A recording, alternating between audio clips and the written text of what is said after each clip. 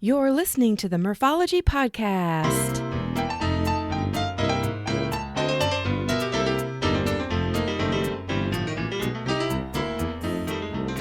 Thanks for tuning into the Morphology Podcast, aka Murph here to share interviews about biking experiences from cyclists who have pedaled to places all over. Each week, we'll get to know new people and explore new destinations to ride your bike. As you listen to these episodes, you may wonder, why haven't I done that yet? On today's episode, Dan Hurd, aka Lieutenant Dan, joins me, and we talk a considerable amount about the sensitive topic of suicide. So please be aware, Dan himself has attempted suicide several times, and lucky for him and all of us, he found the bicycle and it changed his life for the better. He had only been on a few bike rides when he decided to join a friend for a longer ride. As we all do at times, as the miles ticked away, the complaining started, and Dan's friend came back at Dan with some tough love and a phrase that stuck: one pedal at a time. The bicycle became Dan's new obsession, and he went from just a guy on a bike to a cyclist who spent several years biking the lower 48 states. Yes, all 48 of them. His bicycle journey became a mission to promote suicide awareness and to talk suicide prevention to anyone that would listen. And from that, a nonprofit was born called One Pedal at a Time Movement, or OPAATmovement.com, which focuses on suicide prevention. Most days when he's out riding, he has a huge sign on his bike that reads, "Make a stranger smile."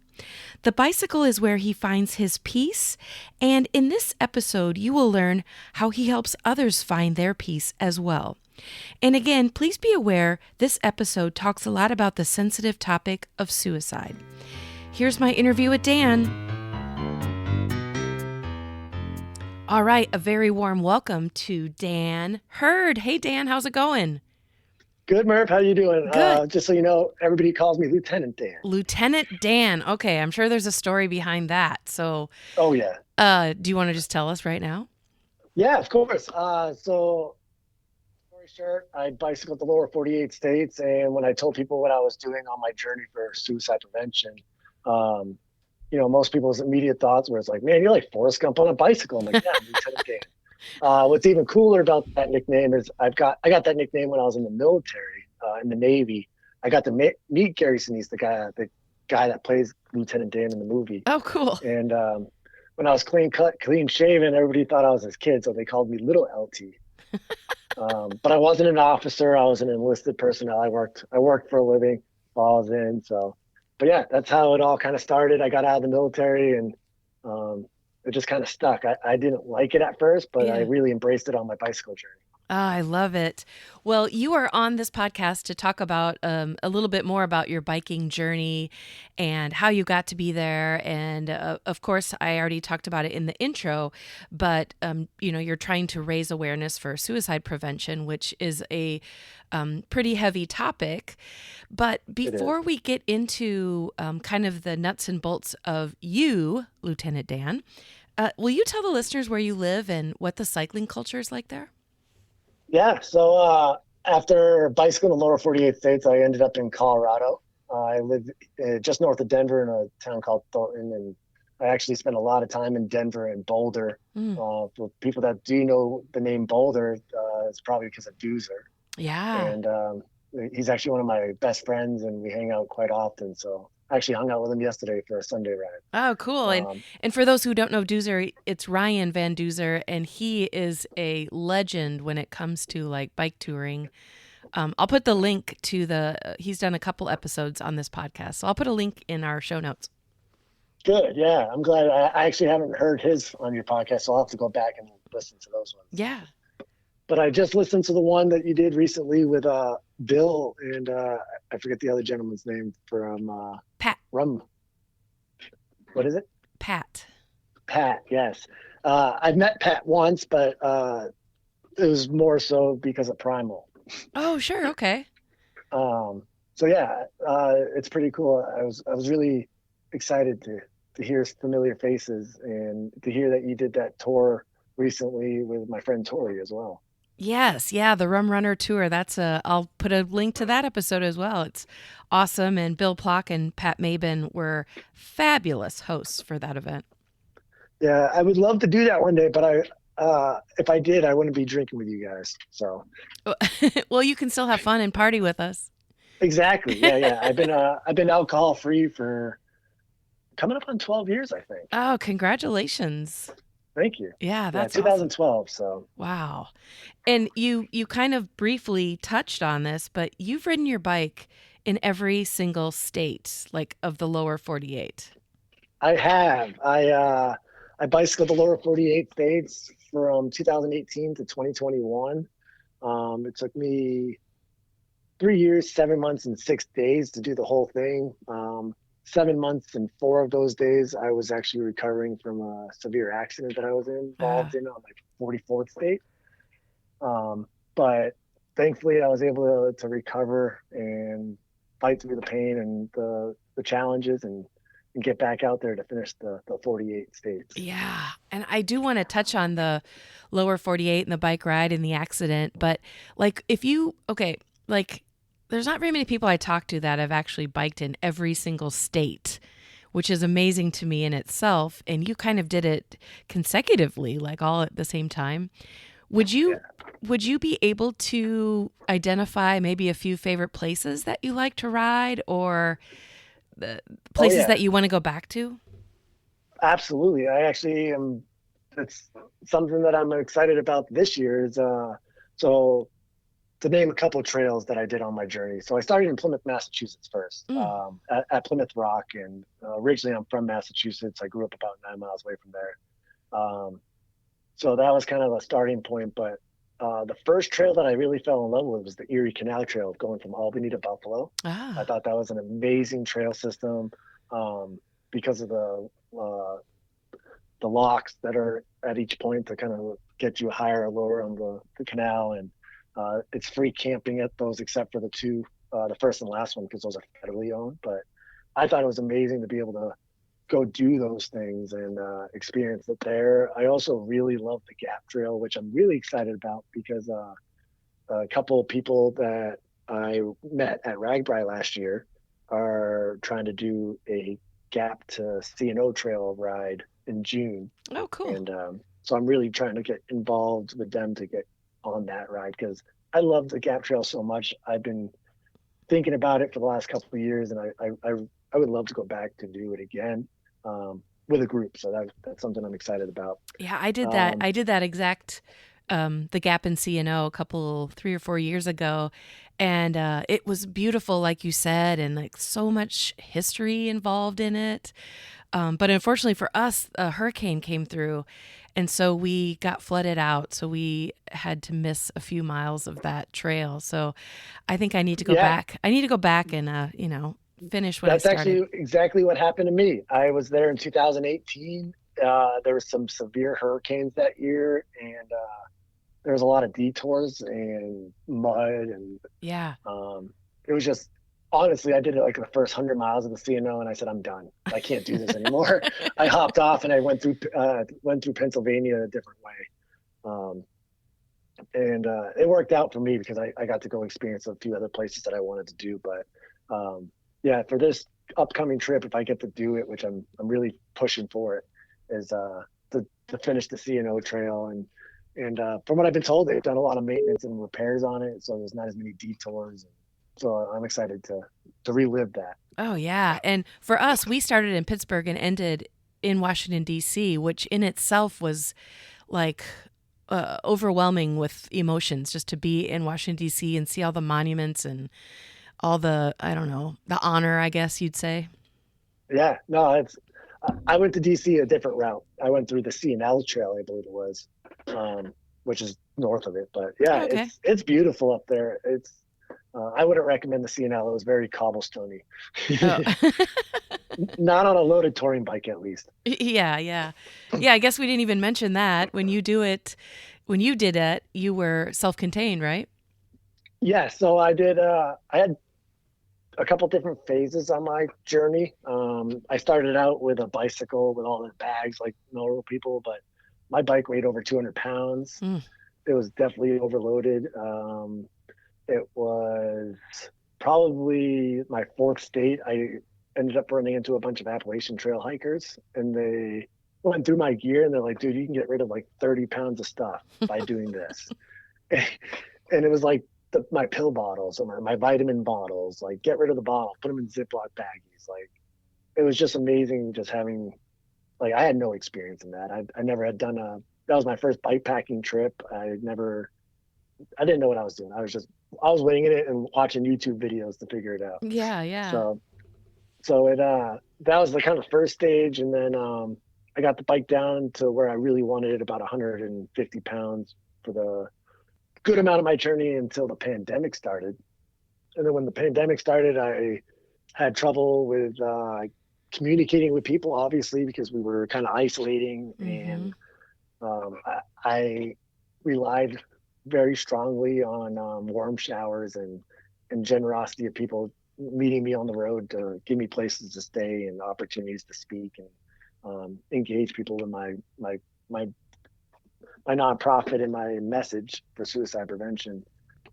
It got to a point where I was actually here in Colorado, and a guy that I was staying with in Fort Collins was building a bicycle camper to tow around the area with his kids. And I thought it was so cool, but I didn't have the money. So I prayed about it, and I was like, if I can get this, then this will continue my journey. And literally like 4 hours after putting it out there in the world and in the energy, somebody reached out to me and was like, hey, I see you're in Colorado. I got a job for you if you want. I was like, if you can pay me this much money, I'll come. And Wow. 10 minutes later, they said, we'll be there to pick you up. Oh my gosh, really? Yeah. So I went and worked for 10 days. I worked 12-hour days for 10 days straight, made the money I needed to build my camper, ordered all the stuff I needed, designed it, built it. And 9 days after that, I had a fully built camper that I took on the road with me. And just to verify, when you say a camper, you're basically pulling it with human power, like your own bicycle is dragging this camper behind you. Yes. I didn't have an e-bike. I've never rode an e-bike. I purposely don't ride e-bikes. I have e-trikes. Yeah, it was a all me power. The bike and camper itself, fully loaded, weighed about 350 pounds. With Oh me my on it, it was gosh. over with me on it, over 500. So it was intense.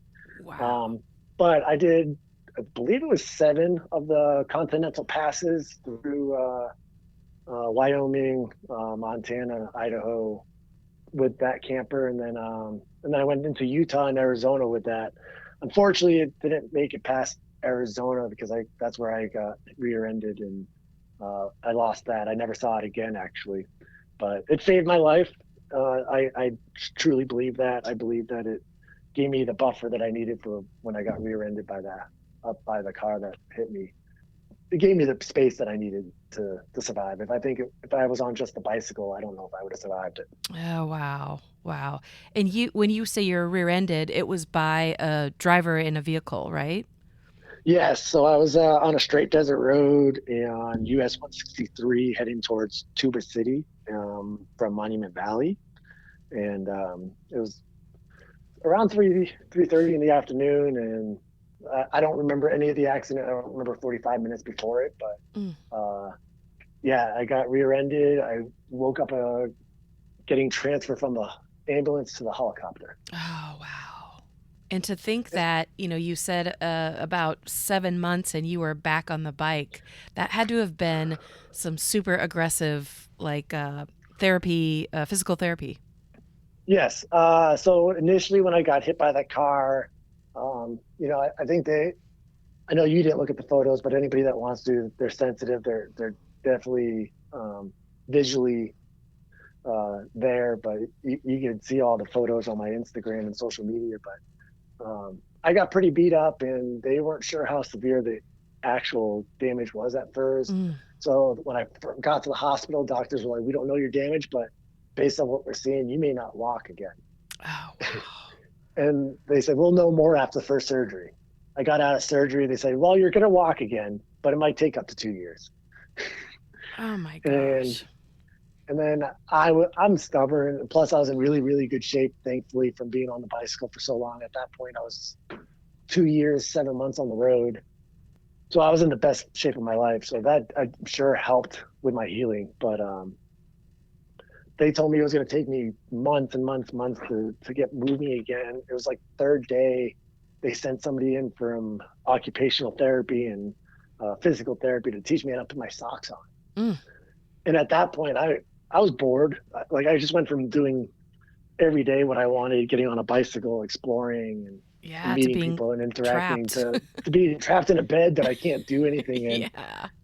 Um, so I asked one of the nurses, like, can you just can I have a walker like next to my bed that I can stand up on? She's like, we're not really supposed to give you that yet. But I was like, either that or we're going to have other issues. And I was already kind of feeling like I was starting to feel mentally unstable again and just wondering like what my purpose was, why I survived. Um, Right. which is kind of crazy because leading up to that accident, I was, I was getting close to finishing my journey. I, I did the lower 48 states for suicide prevention, which started out because of my own suicide attempts. Mm. I attempted suicide 3 times and I was planning a fourth when a friend finally got me on a bicycle and changed my life. I was physically and mentally overweight. I was just under 270 pounds at the time. And it was a challenge. So You somehow made that connection to use the bicycle to n- not get yourself out of it, but to maybe change your focus, yeah, your mental strength. yeah. So what ended up happening with that is this friend got me on a bicycle. It was nothing special at first to me. I was always thinking of suicide, but in the moments on the bike, I was not thinking about it. But as soon as I got off, it would be like right back where I was. But it was our third bicycle ride. I like to share this story a lot. Is my friend, we decided to go for a long ride. It wasn't planned. We were going to go to one place, and our friends that were there had already gone to sleep, and we weren't ready to stop for the night. So we kept riding, and we ended up on Cape Cod Mm. and rode like 80 miles Oh, on my wow. third bicycle On ride. your third ride. Wow. It was horrible. I was wearing jean shorts on a bike that was way too small for me. I'm a For like road bikes, I'm like a 54, and I think I was on like a 51. Oh, wow. So very small bike, but it worked at the time. It got me going. We spent the weekend out there, and on Sunday we were riding back. Um, and I was totally okay with getting a ride. Two of the other guys that we were with decided to get rides, and my buddy Sean, whose bike I was using and who got me on the bike, was like, "Nope, guys, I told you every pedal out's a pedal back." And he was that gung ho about it. And the military side of me kicked in. I was like, "Listen, man, I don't know how well I can keep up with you, but I won't leave you behind if you're willing to work with me. Like, I'll go with you." And he was. So we got on the bikes, we rode. It was probably about halfway back, I started complaining. Like somebody that doesn't really like living in the moment. I was complaining about the miles we had already done. I was like, God, we've already done like 120 miles. We still have these 40 something miles left. He got to the point, and we're from Massachusetts. Like, so if you guys know anybody from Massachusetts, one, they got a very good, strong accent, and they like to use profanity pretty often, which I've learned. I've tried to get away from so much, but pretty much every other word was the F bomb. And it was just like, listen, man, it's one pedal at a time. It's left, right, left, right. Shut up and pedal. It's like some tough love for you. Yes. And it was totally tough love. But in the moment, I was so heated. I was like, this dude just talked to me like I'm a little brat. That I literally didn't even say a word to him the rest of the time. He said afterward, he said, dude, I saw a flame light up in your eyeball, and I knew what I said changed you. And it was that phrase, it's one pedal at a time, that I just focused on. And I did military cadence in my head. I was just 1, 2, 1, 2, 3, 4, going like that in my mind. Mm-hmm. And it really got me through it. By the time we got back to where we were, I was had so much confidence in myself. I was like, biking is easy. I can do this all day. He put me in my place really quickly. Don't worry. But he, it was whatever reason that phrase really stuck with me. It was the next couple of weeks. I kind of, for whatever reason, like that one pedal at a time kept popping in my head, kept doing it. And every time I did, I'd be like, "Hey man, you want to go for a bike ride?" And he'd be like, "Nah, I got to go do this today." And I was like, "Well, can I use your bike?" He said, "Nope, you can't use my bike unless I'm using mine." So I ended up going to get my own bike because I was at this point addicted to cycling, I would say.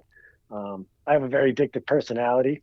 I haven't drank alcohol in a long time. I don't do drugs at all. So, but it's like, for me, that phrase wasn't much different than like when I went to AA or NA, and it was like one day at a time. For whatever reason, didn't really resonate with me, but this did. And so it made it so I lived in the moment. I became I got so much into cycling that it was like my everyday thing at that point. Even if it was snowing outside in New England, I ended up buying rollers so I could do it inside, just so I could pedal. Wow. What a transformation from that first ride to, the tough love of one pedal at a time, and now you're a hardcore cyclist. Yeah, and even then, it wasn't until about 2 years into my journey, I believe it was Wisconsin, that I just said, I'm a guy on a bike. I'm not even a cyclist. I'm just a guy on a bike. And it was at that point that I changed it, because I was at I believe it was Fountain, Wisconsin. I got to double check that, but I was in a town where I just happened to be at this bike shop that was doing a ride called Five Monuments. And it was like an unofficial race, but they go and climb 5 hills that are above 20% grade at some point on the hill. Oh, geez. Which is wow, very challenging. But so they loaned me a bike. They gave me a really nice carbon fiber. I think it was Specialized, but it was like feathers compared to my loaded touring bike. So I was very fast. I hit 57 miles an hour on that bicycle, going down the hills, and I was the fastest guy on the track, and I wasn't even in first. So after the ride, they were like, "Man, you're not a guy on the bike anymore. You're a cyclist. Yeah, like, you're a badass." Yeah. And so that was really a special moment for me, because up to that point, like I said, I was just a guy. I was just a guy that happened to get on a bicycle that found, for me, Zen. It's my Zen activity. It's where I find the most peace.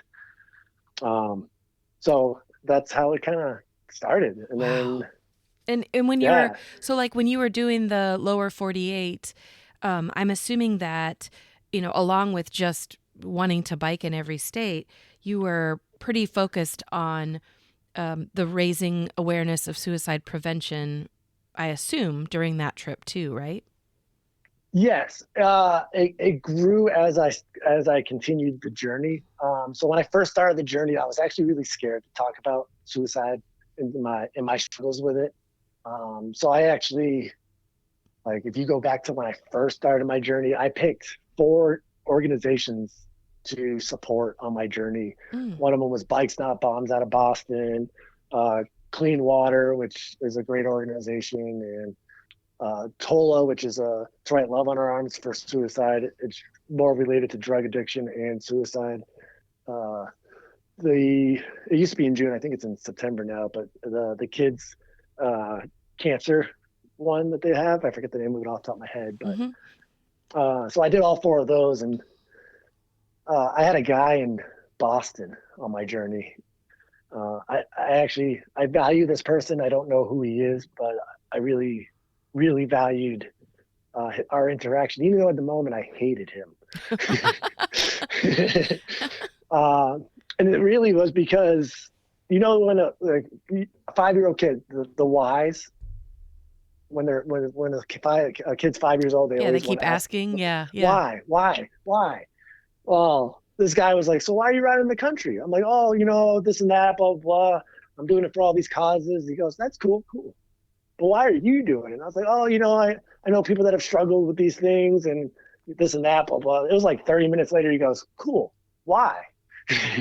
To the point where I literally lost it. I was like, listen, man, it's because I tried to kill myself, and this is the only thing that I got living for now. And he goes, so you're doing it for suicide prevention or suicide awareness? And I was like, yeah. He goes, you should share that story more often. Wow. So I did. It was a few months later. I was in New Hampshire. I was holding myself accountable so much that I had business cards that if somebody if I drove by people or went by somebody, I would wave at them. And if they acknowledged me, I'd go up to them. Hey guys, this is what I'm doing. I'm bicycling the lower 48 states for suicide prevention. You should check me out. Also hold me accountable so I don't quit. Yeah.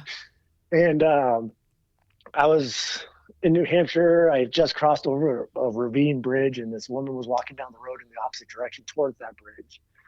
And I said, have a great day. She acknowledged me. So I turned around. I said, hey, here's my car. You should check me out. I'm running for suicide prevention. Did my whole 2-minute elevator spiel. Mm-hmm. And I said, well, I got to get going. I am on a deadline. I got to get to my destination. It was so early in my journey that for anybody that does a tour, you're like, I have to make it to this point. Yeah. Otherwise I'm a failure today. And I was kind of behind that day. And so it was literally a 2-minute conversation with this woman. I didn't take anything serious about it, but it was 4 days later, she reached out to me through an email saying that she wanted to thank me because she was walking to that bridge to commit suicide. Oh my goodness. Wow. That gives me the goosebumps. Yeah, I got goosebumps right now. I get emotional every time I share it. So wow. Indirectly thought she was messing with me. I was like, this is crazy. What's the chances of that happening? Like, this lady's pulling my leg.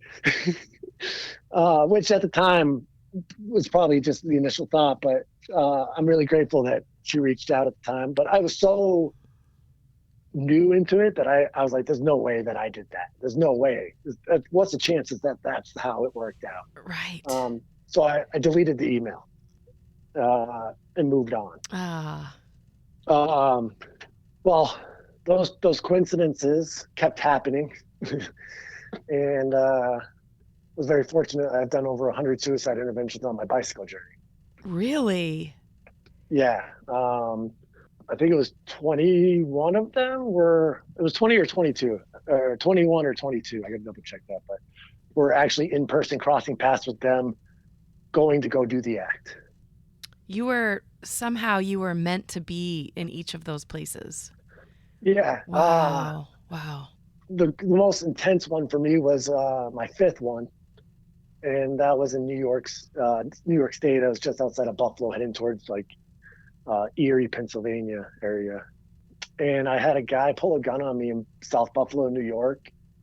And thankfully, a cop pulled on the street as it happened, and the dude ran away, and I didn't get shot.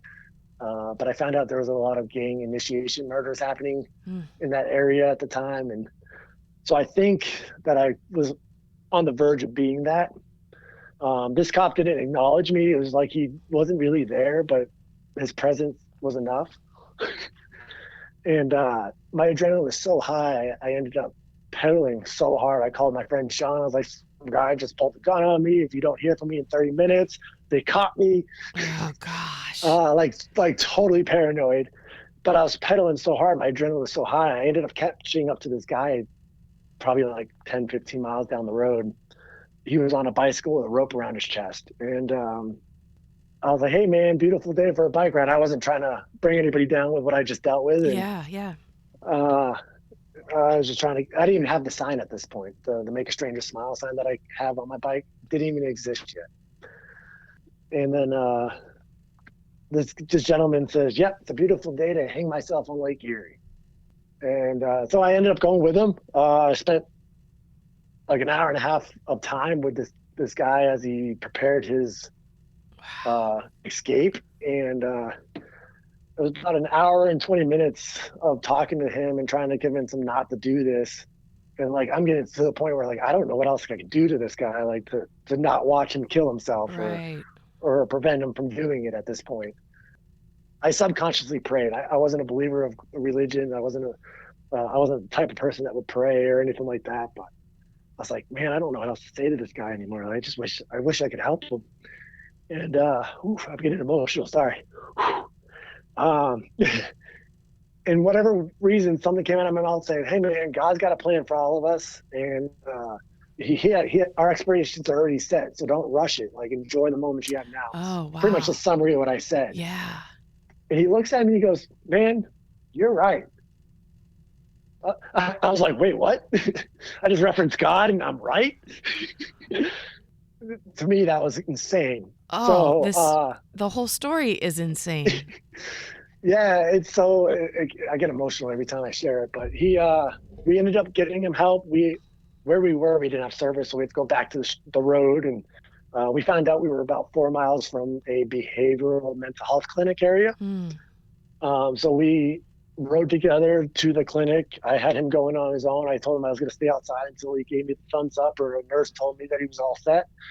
And I sat outside for a little over an hour before him and the nurse came to the window and gave me the thumbs up. And I went on my way, continued. I found a place on the side of the road. I cried for like an hour Yeah. and just released everything that I was holding in with him. And 2 days later, I accepted Jesus Christ into my life. Wow. That is beyond amazing. Like, Yeah.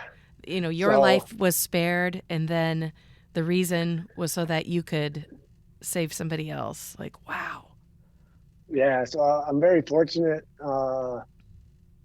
for even the crazy stuff that happened, like having a guy pull a gun on me, because I don't think I would have had the adrenaline to catch that guy Mm-hmm. if that didn't happen.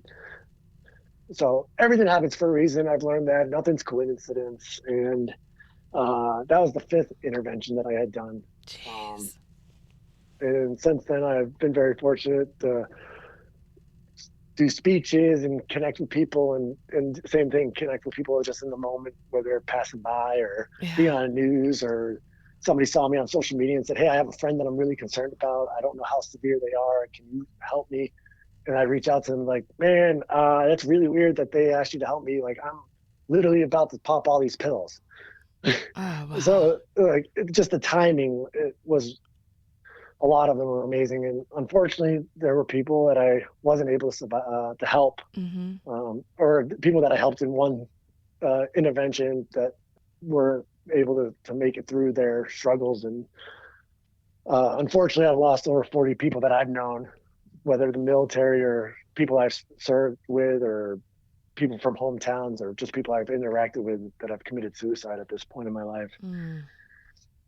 So I'm thankful for the people I can help, but at one point I had to remind myself I can't help everybody, and I can't um, be there for everybody all the time. So Right. if I can help them in the moment to get through that struggle, then I did my job. And I think that's a lot of us as people. We struggle with that because we want to help our friends and we want to help our family that are struggling, but we're not qualified, we think, and we don't have the time to be fully invested for them to be healed. And really, it's just getting them through the moment, getting them to the right person, and getting um, being willing to listen, judgment free. The hardest thing is for all of us. Human beings. We want to fix things. I think that's natural for us. Mm-hmm. And when it's something like this, you don't have to fix it. You just have to be there, listen. And a lot of times, the person that's struggling will actually figure out how to process it and deal with it without even you Yeah. saying anything. Well, clearly So you're making a difference, whether it's for yourself or for other people. Like, it's, I don't know, it kind of makes me speechless because it's just so amazing. it, it it's been a very spiritual awakening for me, and a Yeah. life awakening. So whether you're spiritual, religious or not, I think it's important to find faith. I think that's, if I had to put a word to what we all struggle with when it comes to thoughts of suicide, is faith. Mm. Whether it's a faith in ourselves, or faith in our community, faith in a higher power. Um, if you don't have faith in any of those, or in some of those, then yeah, it's difficult to want to see what the purpose of this life is for. So Right, right, you have to have faith that you're here for a reason. You were born for a reason. You're still here for a reason, whether right. you know it or not. And for me, that sign that we mentioned, the "Make a Stranger Smile" sign, is my purpose. I tell people, like, it sounds really simple of a purpose, but my goal in life is to make people smile. Well, and Um, I want to actually, that's my next question for you, but I first want to just acknowledge, like, thank you for sharing. I mean, those were some heavy stories, and I appreciate you uh, just telling all of the listeners, those are like some pretty important moments in your life and also the people that you interacted with. yeah. But to turn it lighter, okay, so you have this sign on your bike, and I'm guessing the majority of people that read it and acknowledge it probably don't ever interact with you, but I know that they have feelings. So tell the listeners what this sign is. A quick interruption to tell you this week's episode is sponsored by the Buffalo Lodge Bicycle Resort. Located in Colorado Springs, Colorado, this is the outdoor enthusiast ideal place to stay for fun and relaxation. The lodge is nestled at the base of Pikes Peak and just a half mile from Garden of the Gods Park. Learn more at bicycleresort.com. Now back to the show. Yeah, so this sign is a really special sign. It's called on the front of it, it says "Make a stranger smile" on the top. It's got a smiley face in the middle, and it says "Be the change" right below that. It's got some other stuff on it for mine um, that I've remastered them. But the original sign was actually from an organization called the PMA Bike Rides out Hmm. of Philly. And Joe out of Philly, he does this PMA Positive Mental Attitude rides where he takes pizza and he goes to different areas of the city and depending on the time of month and gives pizza slices away to people, whether you're homeless, whether you're low income, or you just want a slice of pizza. It Oh. doesn't have to have a reason. Um, and he's been doing that since before I met him in 2018, and he still does that to this day. So he's very committed to his cause. He's even so committed that I believe it's every 100 pizzas, maybe it's every 1,000. He gets a tattoo of a pizza. Oh. So he's got like 7 or 8 Yeah. tattoos right now, I think. That's awesome.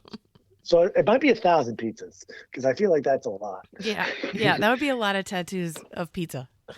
Yeah, so he's got different like the pizza slice with the cheese dripping off of it on one spot, but um, it's that sign was actually his inspiration. He designed it, and I was happy to be in Philly on a weekend where they were doing that event, one of those events. So I joined them and got to get to know him and get to know some of the people he was hosted by.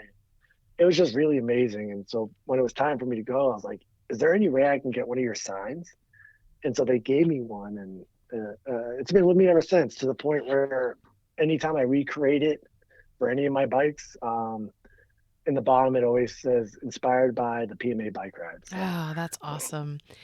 So And I always give them credit. um, okay, so I love the sign, but then something else that you've done throughout all of this bike journey is you founded a nonprofit. Is that correct? Yes. So in 2019, in the middle of the first year of my journey, I was in Mobile, Alabama, with a family that hosted me, which was supposed to be for 2 days, and it ended up being 5 weeks for the first Oh, time I stayed with them. wow. They were so inspired by what I was doing. David is a good friend of mine now. We're really close, and he's part of my nonprofit, and he's actually the reason why it started. He paid for it. Um, he was so inspired by my journey that he ended up buying a bicycle and joining me for 3 days from Mobile, Alabama to New Orleans, Oh, which he hadn't rode a bike in 20 years at that point. So it was really impactful for him as well. And so yeah, we started this organization. It's called the One Pedal at a Time movement. For short, we call it OPAT, OPAAT mm-hmm. movement. And it's really about just encouraging people to get out there, whether you're already a cyclist or not, to help people and to realize how much the cycling can be beneficial for yourself and for others. Whether something else I do is the tricks, which we will talk about after this. But I am an attention seeker. I want people to see me, so they see my sign, so they see my message. Mm-hmm. And a lot of times, doing the crazy things I do, whether it was riding with a bike and camper or just going around waving at people, dancing on my bike, or standing on top of it, it inspires people. Like I've had people come up to me and say, man, I was really depressed. I've been really depressed lately, and I just didn't see any hope in this world left. And just seeing you stand on top of that bicycle just gave me so much hope. Like anything's possible again. Yeah. Seeing you at your peak of having fun and all that good stuff. Yeah. What? So just me being me is Yeah. inspiring others, and I think that's the best goal I can have. Oh, yeah. And what's the website of your nonprofit?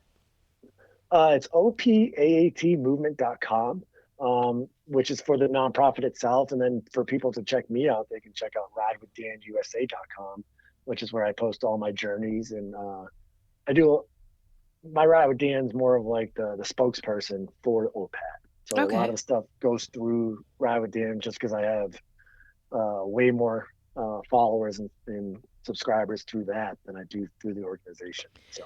Okay, so if you're perusing through your social media accounts, yes, you can see your the graphic pictures of when you were hit by a car, which I'm so thankful that you lived through it and you're here today to do all the things you do. But that was a long segue into bringing up this next topic. But you also have lots and lots of videos and photos of you. I'm going to call it bike surfing. I don't know if that's really what it's called, but it's mind-blowing to me. So tell the listeners what bike surfing is, and then B, why? Well, bike surfing is when you stand on top of your bicycle. It could be I have two different mounting points. One is on the top tube, so I use my seat as a safety point, and I put my other foot on my handlebars. I tell everybody that's my crowd surfing surf, where I have full control. I very rarely have crashed doing it that way, since, in my opinion, almost perfecting this trick. And that's the ones I can do at Ragbri and like in the middle of crowds. I don't have any issues doing it around people. So the bike is on that side. So the bike's actually moving. So you pedal and then you stand up on top of it, and the bike keeps moving. Right. Yeah, and then I stand on top of it, and it's called surfing because if anybody's ever gone surfing, you control it with your front foot. And your right back foot's kind of just there, kind of like dragging everything. It's same thing. So I use my front foot that's on the handlebars to steer, and I use my back foot to kind of keep the balance and the momentum where I need to turn or go. Because I can do circles and everything on it. What really inspired that is I was here in Denver. I never saw that before. I rode my bikes with no hands before this. Like even on tour, my longest distance was 12 miles no-handed. Oh wow! Fully loaded. So like I already had pretty good balance from doing the rollers, training for this, and just being on the bike for so long. But I saw a guy here. I ride in Denver with a group called 303 Streets. They're a bunch of wheelie guys. I call them wheelie kids, but really we're not kids, but we're acting like kids. I wanted to learn wheelies. I wanted to kind of, I love cycling so much. I don't want to be in one group of cycling. I want to be able to do all the cycling. And so I was riding with them, and I saw this guy stand on top of his bicycle, and I was like, whoa, how is he doing that? So after the ride, I was like, hey, man, how did you do that? He goes, man, you just stand up. So I literally tried in practice for a week. I would stand against the wall and just find my center point with my feet. Yeah. But I could never just stand up. So the next bike ride I saw him at, I was like, hey, man, like I've been practicing. I'm really struggling to figure out how you transition from having your feet on the bars and your hands there to just standing up. He goes, that's it, just stand up. He literally just said it like that. And I was like, all right, I'm going to do it right now. Like on my bike, I did a loop around the park that we were at. And I said, I'm just going to stand up. And I stood up and I was doing it. No way. Yeah. I didn't crash before I learned how to do it. I had done it for a few weeks before I crashed, and I crashed because I got cocky. Oh. I decided I thought I could touch the top of the bridge going underneath it. And I was about an inch away. So I was like, I think I could stand on my tippy toes while standing on top of the bike. while it's moving. while it's moving. And I quickly learned that was not true. But that was in 2000. That was about 3 weeks before my first Ragbri. So the 49th anniversary was my first time doing Ragbri. I got invited because of people that saw me ride through Iowa on my journey, and I already knew what Ragbri was, but I didn't think I could get there and do it at the time. So I got hosted. Someone got me to go to do it and join the team. I was so excited to share it. I met Ryan Van Duzer at that ride. We knew each other on social media at that point, but we met in person, and he filmed me doing that surf the first year. And he's like, man, you should do this all the time. Nobody else does this. And then you should come to Boulder and do it there. So now I'm the Boulder guy that does it, and I'm the only guy at Ragbri from anybody that I've talked to, and hopefully I'm not the first one to ever do it, but or the last, but I've talked to guys that have been doing Ragbri for 40, 50, almost 50 years, and they've never seen anybody what I do. Yeah, I'm also included in that. I've never seen it beyond just what I've seen on your social media, so that's pretty cool. Yeah, so it's something that I love to do. At this point, I do it. I love doing it for myself because I think it helps keep me feeling young. It keeps me feeling active, and I've been very fortunate that I've only crashed about 80 times doing that trick. I've done it over 8,000 times. Oh, okay. I was like, 80 times is a lot, but all right. When 8,000 times is like, I'm pretty good at it, and I can do it to a point where I can almost do it to a stop. Wow. So I can almost balance it to where I can, like, if I roll up to a wall, I can stop and just touch the wall. Well, are you going to take bike surfing? Like, do you have any adventures on the horizon that will maybe include a bike surf or two? Oh yeah. So I actually, this past week, I just got back from New Mexico. I did a small bike loop. I would say bike packing, but I stayed at hotels because it was cold and snowy. But I did ride my bike around Santa Fe to Ojo Caliente to Taos and back. And that was last week, but that was in preparation for a trip that I'm going on in California.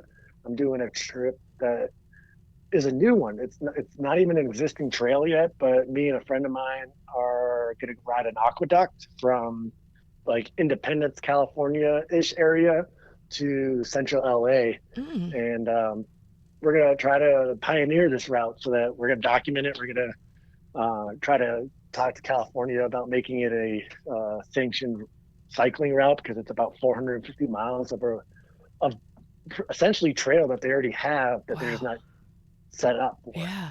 So we're going to climb 9 fences and ride this thing, but and hopefully we won't get in trouble. I was going to say, please don't get arrested. I don't want to have to podcast about that.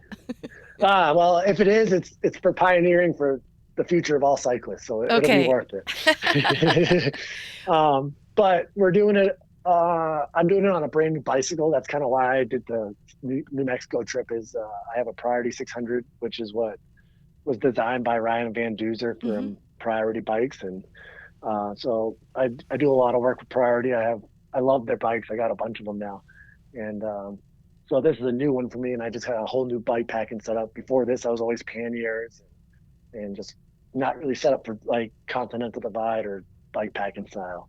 So that's kind of what I'm transitioning to now. I love being out there in the world, but this New Mexico trip reminded me that I don't want to be on roads anymore after the traumas that I've dealt with. Right. So yeah, the goal is to, unless I'm on a group bike ride, like Ragbri or Ride the Rockies or something to that effect, I don't want to be on roads anymore. My goal is to be bike packing, trails. If I have to do dirt, gravel, I'd love to do that, but I don't want to be on U.S. roadways anymore. Well, and when you're off the grid kind of like that, I mean, there's so much to see that, and if you nail this California trip, I mean, it will be new territory that the rest of us can enjoy in the future. So thank you for going off-road. Yeah, I'm excited for it.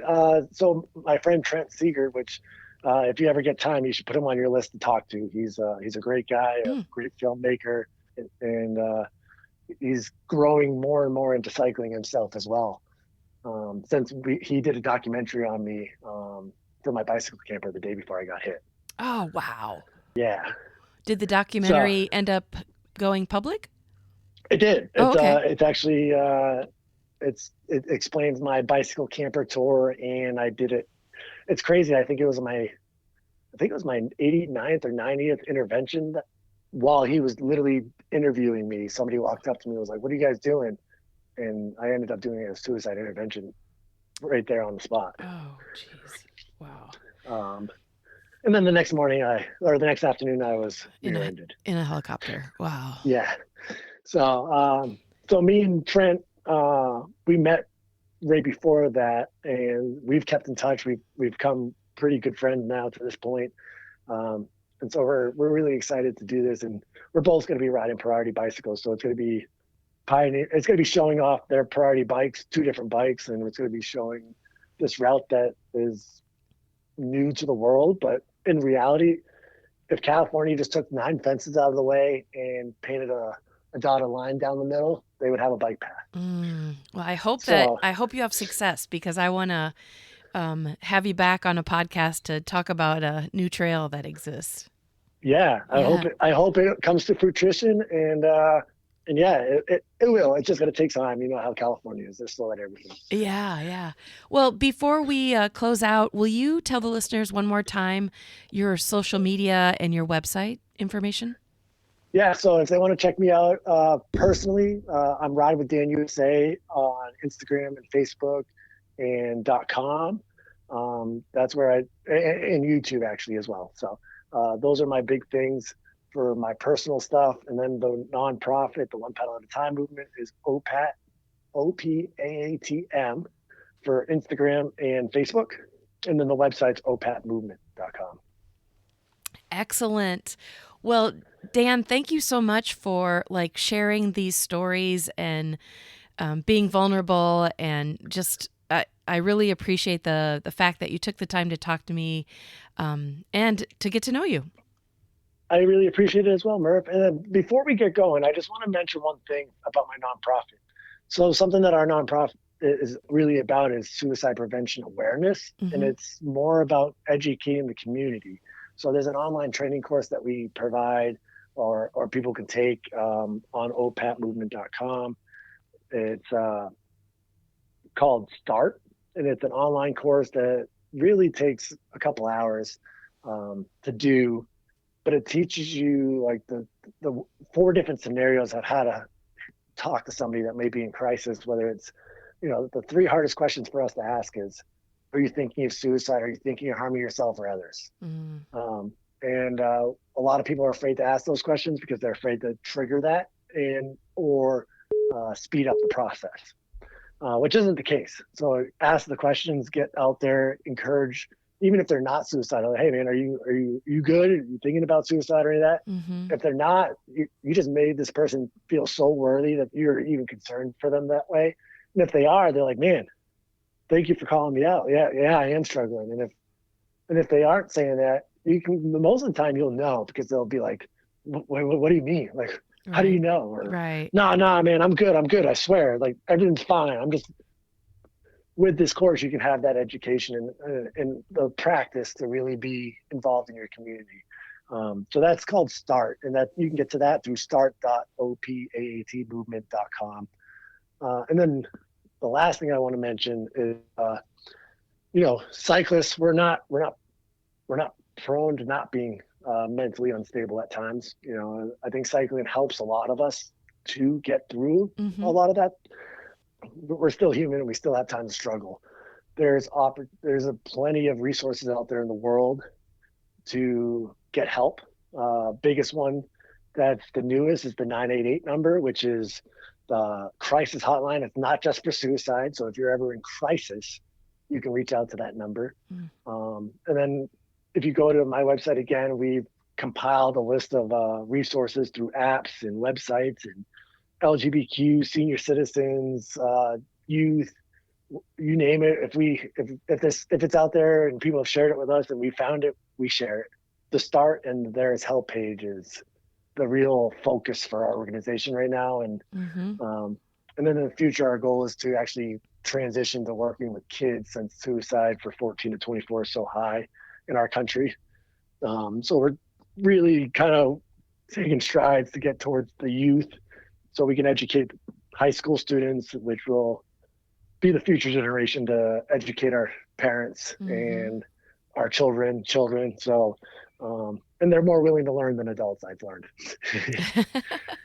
Well, I will for sure put the links in the show notes, especially to that training, because I do think that would be effective for everyone to at least be aware that it exists and to take the couple hours to go through it.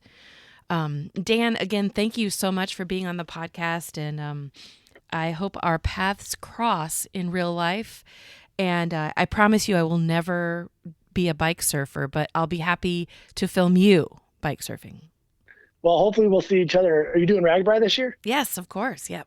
I pass out bracelets on my on RAGBRAI. I give out blue and purple bracelets to people. Oh, cool. Okay.